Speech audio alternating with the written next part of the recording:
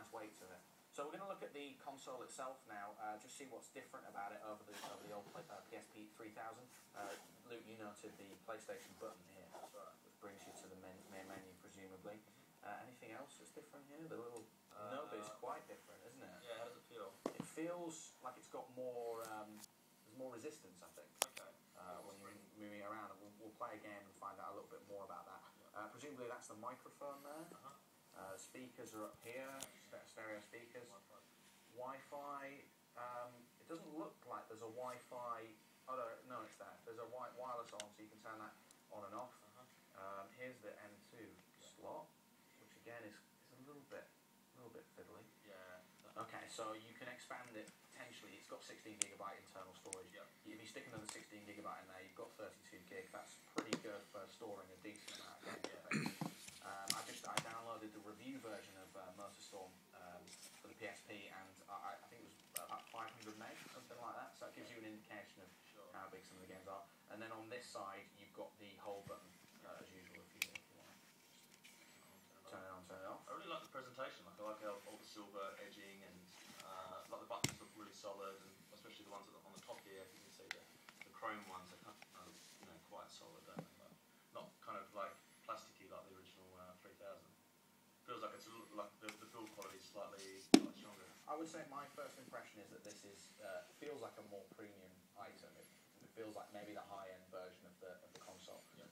Along the top here, you've got the screen brightness adjuster without it being plugged in.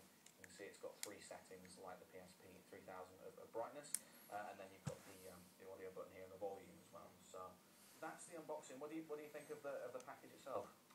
Looks great. Yeah, I mean it's 16 gigabytes is huge, the memory size. Yeah. So yeah, if you haven't got a PSP already, I think it's definitely a big one to consider. No, they won't be on sale at the same time, won't they? They're not phasing out the 3000. They're not phasing it out, no, because people still want to use UMBs. Yep. It's pretty bare bones. So no video output, nothing like that. Just a power cable and USB. That's it. Alright, so the next part of the package really is to check out how you get games onto this thing. So we're going to dive onto the PlayStation Network, set this bad boy up, and start downloading some games. So we're into the PSP store now. If you've already got a PSN login ID, you can just use that and sign up as I did. Otherwise, you're going to have to set up an account, which takes, I guess, 10 minutes in my experience. So I'm just going into the latest section on the PSP store.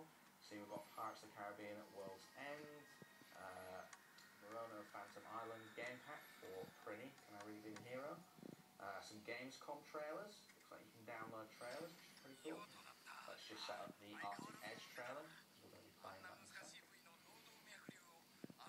Cool. So it's 11 megabytes. It's downloading over our fairly nippy Wi-Fi network at work. So it seems to be going quite quickly. But there's no option to download in the background. It doesn't look like on PlayStation 3. Yeah.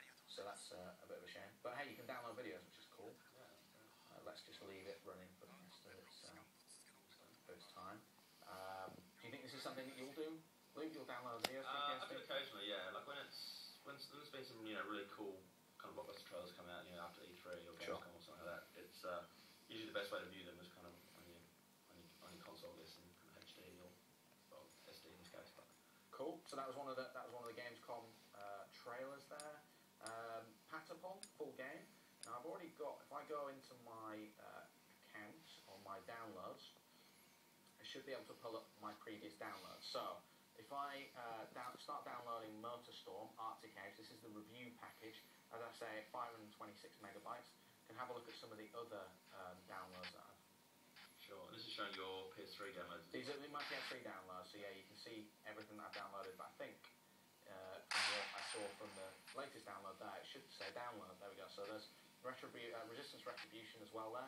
That's 1,435 meg to give you an idea of size. It's about 3 times the size of MotorStorm. Patapon 2 is 386 megabytes. So let's go for the review code at the top for MotorStorm and see how we get on with that. As I say, our Wi-Fi network is fairly fast, so hopefully it shouldn't take too long. Just as a comparison, I did download MotorStorm for this as well, for the PSP 3000. We're going to try both of them out side by side later so you can see how they stack up. But that took about 15 minutes, so we'll see how this compares. So we've installed Motorstorm Arctic Edge, which is out pretty soon for the PlayStation Portable. We've got a review copy, we should know. Luke's got it on the PSP 3000. He's setting up a wireless game. I'm going to jump into his game using the PSP Go, and then we're going to stack them up against each other to see how they fare. I've been playing a little bit of this on the PSP 3000. It's my first go on the PSP Go, and they both seem to be identical in terms of gameplay and graphics and speed. There's no slowdown on this at all, which is good. Other than that, I think that the screen is less shiny on the PSP Go. Yeah. I think our camera is having more luck picking up the PSP Go screen. Is that right? And we agree that because although it's the same amount of pixels, but the screen's a bit smaller, it looks a little bit crisper. I think it does look a little bit crisper on the PSP Go, yeah. One of the cool features of the PSP Go that we've noticed already is the fact that you can pause games if you want. So you can actually store the state that it was in and go and do something else on your PSP. On the PSP 3000, when you press the PlayStation button, all you can do is quit the game. But on here, you press pause, and what it does is it saves the status of that game as you're playing. So if you're mid-race and you go back and do something else important on the PSP, it saves that state, so we can go and watch the movie or the video clip that we downloaded before from the PlayStation Store.